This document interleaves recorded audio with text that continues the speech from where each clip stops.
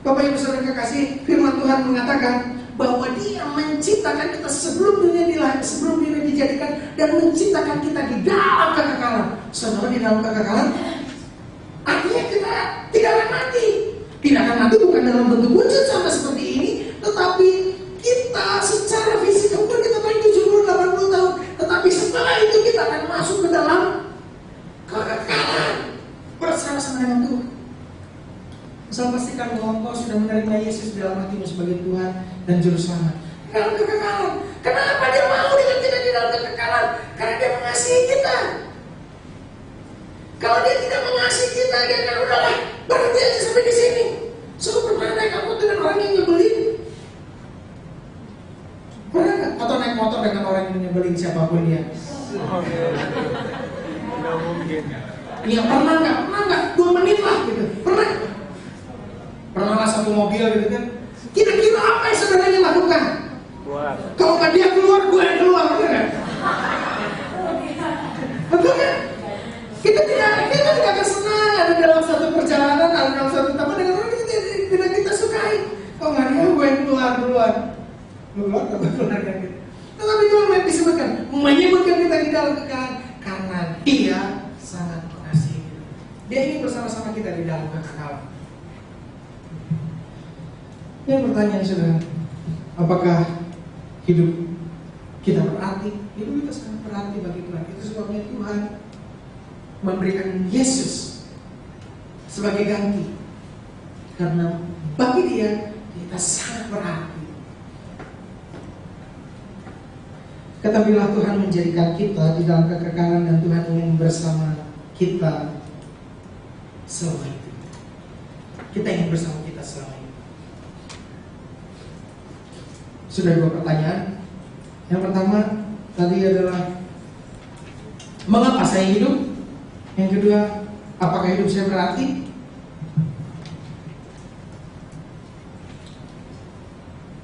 Dan yang ketiga, yang ketiga adalah lalu apa tujuan saya?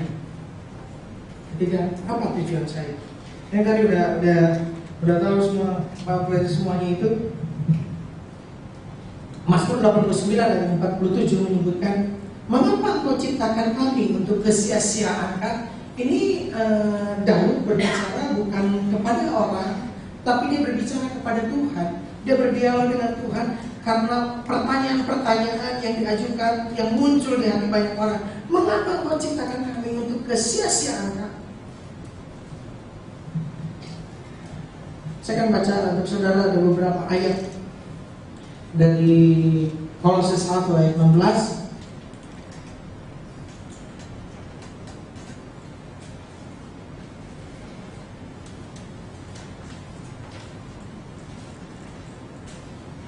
Kolose 1 ayat 16. Kolose 1 ayat 16 saya bacakan. Karena di dalam Dialah telah diciptakan segala sesuatu yang ada di sorga dan yang ada di bumi, yang kelihatan dan yang tidak kelihatan, baik singgasana maupun kerajaan, baik pemerintah maupun penguasa.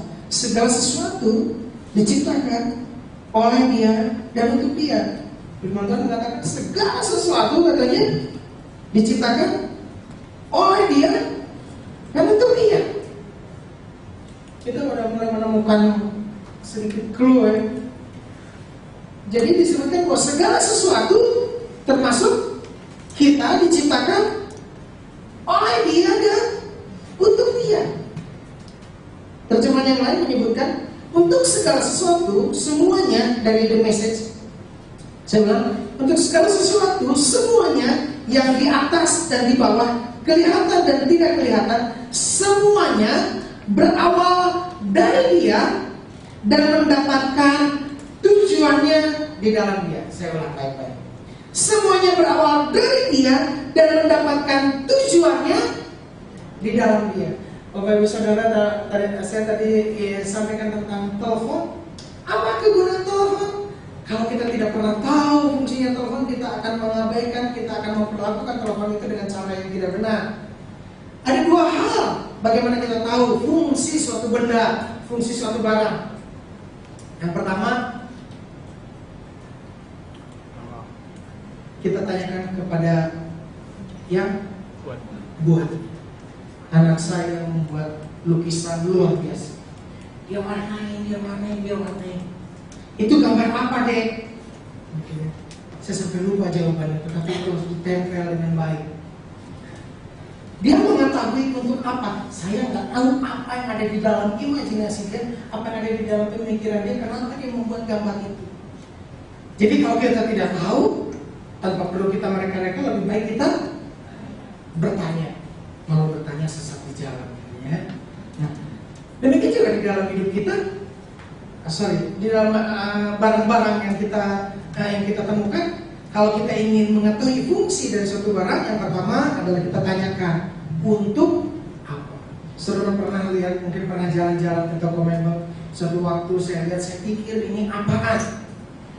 Saya pikir ini adalah semacam meja. Bentuknya itu agak miring seperti ini, agak setinggi ini, agak miring seperti itu. Terus kemudian lurus, kayak huruf Z gitu ya.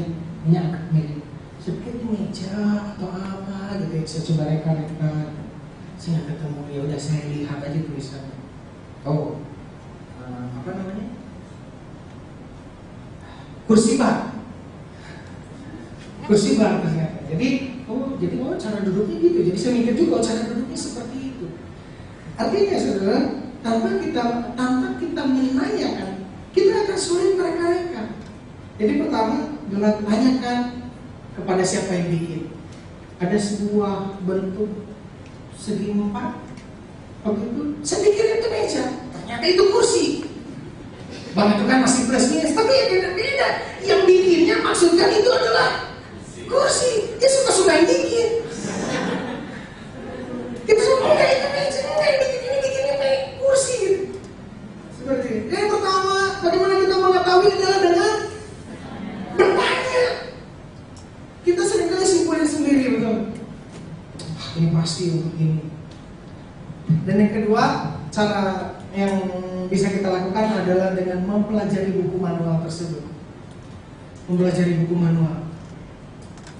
Kalau kita membeli suatu barang, TV, handphone, itu biasanya dikasih buku manual. Walaupun biasanya kita paling malas bacanya, betul. Paling senang kita, kalau misalnya udah kita beli handphone, kita tanya sama siapa? Sama dengan handphone, ya betul. Itu mirip banget dengan kehidupan kita. Setelah ada orang yang memperkenalkan kita kepada Tuhan, langsung kita tanya gimana caranya? Persis kayak PA umum. Betul. Udah kita diperkenalkan, terus gimana caranya? Ini. Belum tahu Bapak Ibu Saudara kasih bahwa dia juga belum tamat bacanya.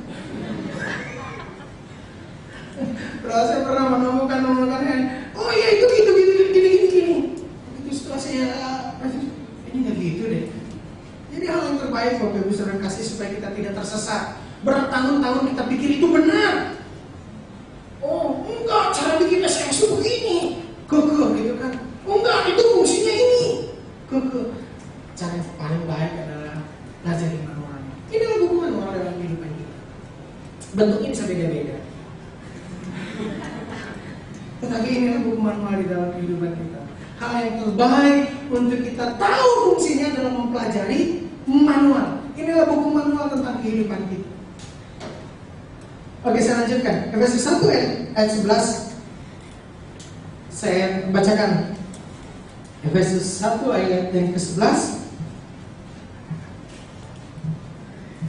Efesus 1 ayat ke-11. Aku katakan di dalam Kristus, karena di dalam Dialah kami mendapat bagian yang dijanjikan. Kami yang dari semula ditentukan untuk menerima bagian itu sesuai dengan maksud Allah, yang di dalam segala sesuatu bekerja menurut keputusan kehendaknya. Dan saya sangat sulit mengerti apa artinya. Oke, saya ambil terjemahan yang lain yang lebih mudah dipahami. Dari The Message juga. Di dalam Kristus kita mengenal siapa diri kita dan untuk apa kita hidup. Saya ulang. Di dalam Kristus kita mengenal siapa diri kita dan untuk apa kita hidup. Bagian dari seluruh tujuan yang akan ia capai di dalam segala sesuatu dan semua orang. Jadi disebutkan bahwa di dalam Kristus kita mengenal siapa diri kita.